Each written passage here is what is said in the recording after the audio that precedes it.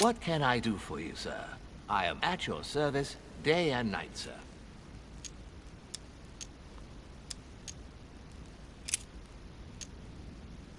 Yes. Can you briefly describe the ground floor, please? Very well, sir.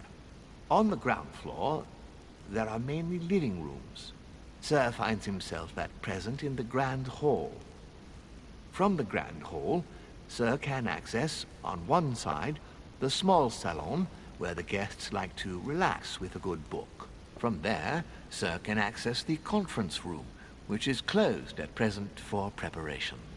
That is where Lord Mortimer likes to gather all of his guests for talks. From the other side of the Grand Hall, Sir may access the dining room. That is where Sir's meals will be served. From the dining room, Sir may benefit from an exceptional view overlooking the island. It is also the best way to access the portrait gallery, where a large part of Lord Mortimer's works are exhibited. And in the gallery, Sir will also find access to the garden. But Sir may be reassured the building is accessible on both sides, so that it surrounds the garden in question. So, Sir should not find cause to worry. No one has ever gotten lost. Yeah, except for my mother. Has Sir another question?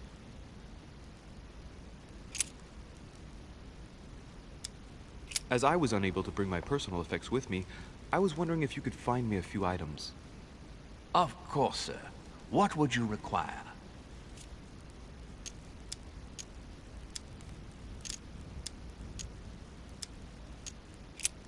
What's that book you're hiding in your jacket?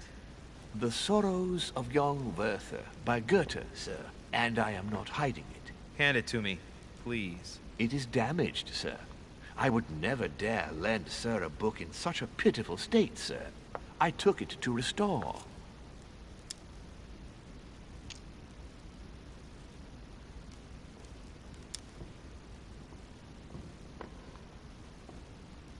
Indeed, this masterpiece must not become more damaged.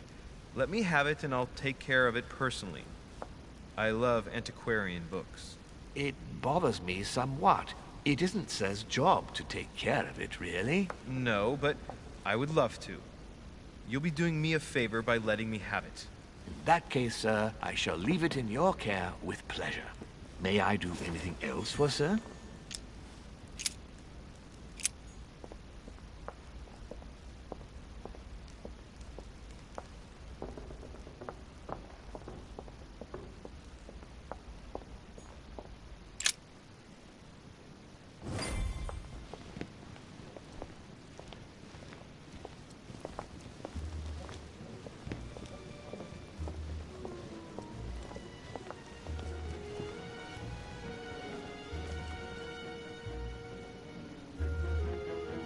Dear friends, I bid you welcome.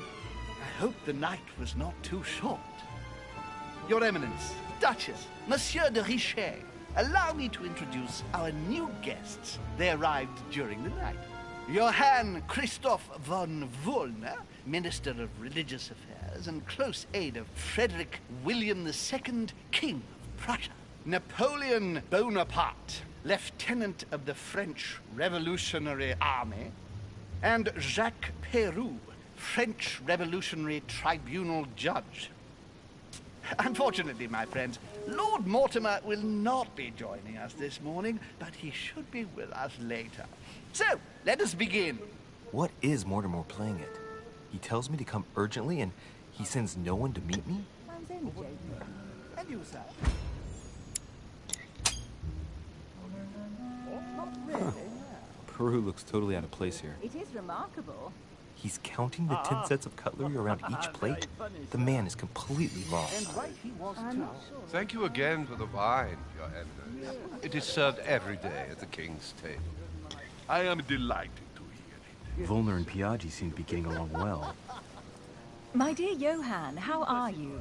Glad to make landfall at last. And yourself? Very well. And your husband? He's poorly. The French Revolution gives him terrible headaches. Oh, I understand. I should feel better too, as soon as the situation is settled. If by chance the French crisis is emulated in Berlin, there will always be a refuge for you in London, my dear. Your offer does you honor, Emily. But London is much closer to Paris than Berlin. Beware. The French are capable of sailing up the Thames straight to the Houses of Parliament. Oh, my friend, I am shaking in my clogs.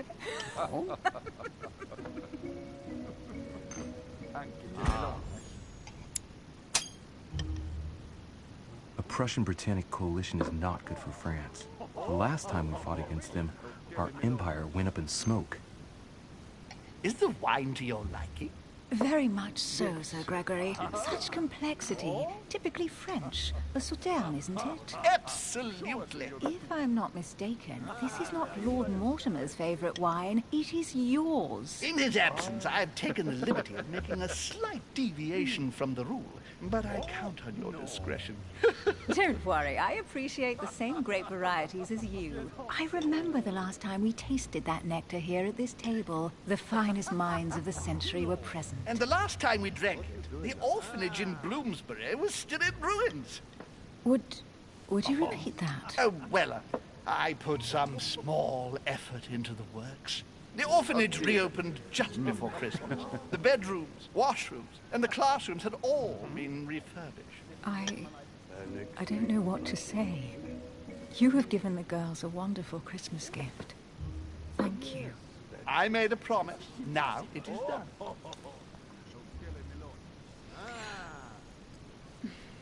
Is everything all right? Yes, thank you. I had a moment of absence, but here I am again.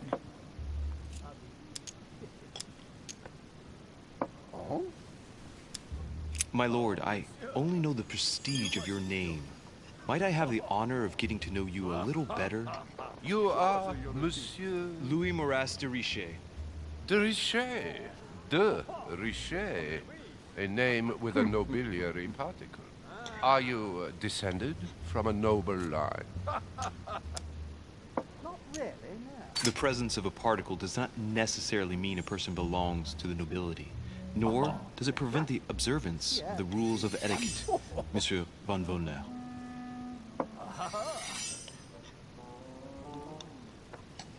Please, go ahead. Have you any information on this, Napoleon?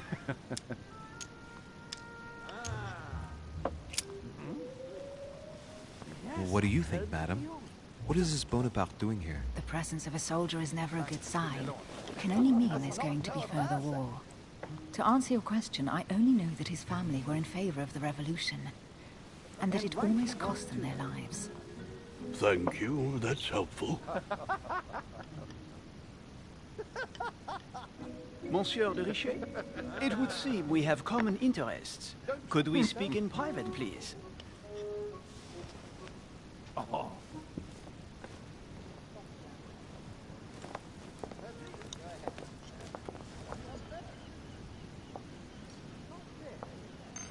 Lord Mortimer and the Golden Order, through your mother, have concluded a financial agreement. Stay composed, Louis. I'm listening. An agreement for cannons. Lord Mortimer assured me that you are to take over the project on behalf of your mother. You must know that I am deeply sorry about their disappearance, but I must validate the deal urgently if I want to be able to organize things properly. I haven't seen Lord Mortimer yet. I'm afraid I'll be unable to answer your questions. He assured me that you could replace your mother during her absence. I appreciate his confidence, but still, this is a bit hasty. But please continue. Of course, but I need to know if I can count you among my allies. Well, of course. And for that, I have a little question for you. The agreement stipulates an aid of 50,000 louis d'or for 200 cannon.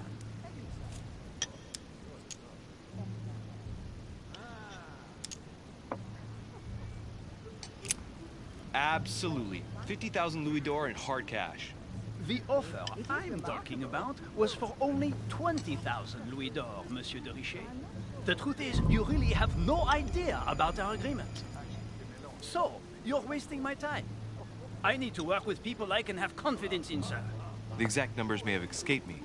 I suggest you wait for my mother's return in order to manage such details. I have one last question I would like to pose to you. We don't know each other yet, you and I. And I need to make sure that we both share the same vision for the future of France. Given the hard times that have befallen our beautiful country, what do you think it would take to restore its luster?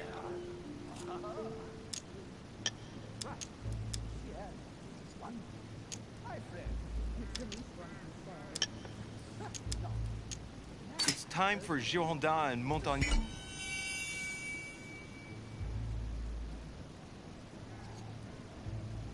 Yeah, to come together at last and give rise to a republic worthy of all the spilled blood. Both parties must put an end to their petty quarrels for the good of all. You must be joking, my friend. Neither side will ever accept the advice of the other. It's simply a lost cause. I think there must be a misunderstanding. What do you mean? I cannot believe that Lord Mortimer advised me to speak to you. I must have misunderstood. Excuse me, please. Bravo, Louis. Total fiasco.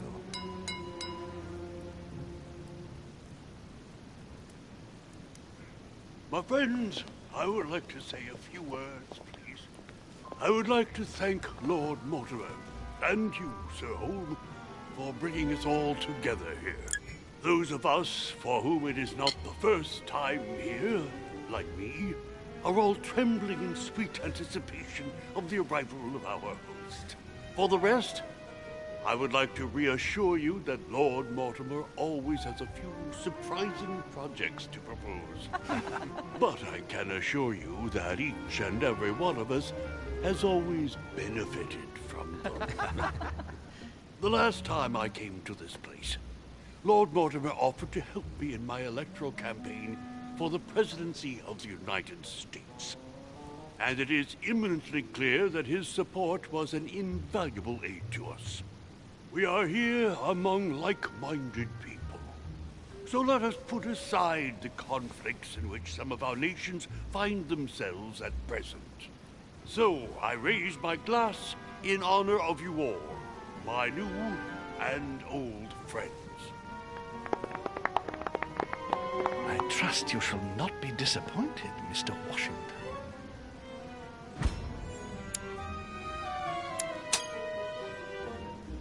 Washington is a very gifted speaker.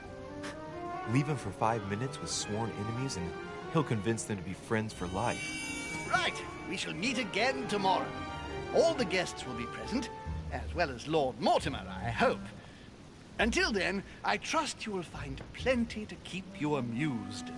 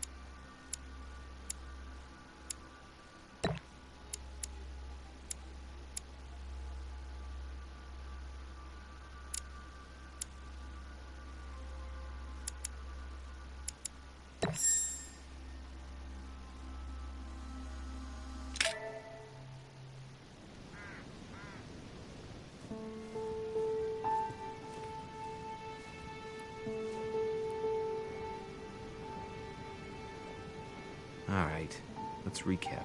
Before dinner, I was going to investigate my mother's message.